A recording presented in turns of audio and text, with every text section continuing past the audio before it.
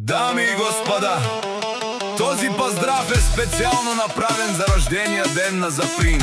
От неговия син и цялото семейство, специално за човека, роден в Мало Конаре и жител на Триводица.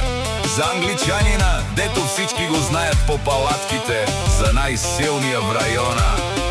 О, Заприн, честит ти рожден ден! Днес е ден голям, синът ти вдига на здраве. Целият род е там, от Мало Конаре тръгна, стигна чак до високо. Триводица те знаят, име силно и дълбоко. Лиляна до теб стои, твоята опора вярна. Марая ти е радост, светлина ти е най-ярка.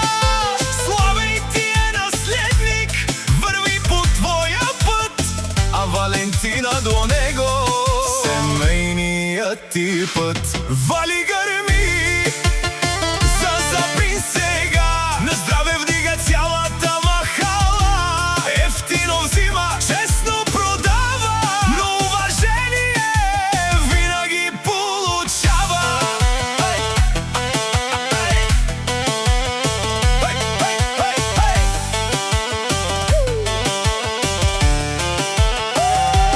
О, Заприн, ти си човекът, им е тежко в района, всички знаят кой си ти.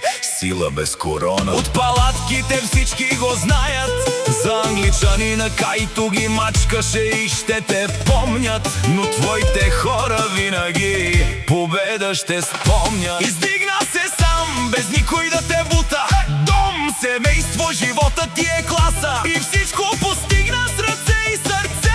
Сега те уважават навсякъде.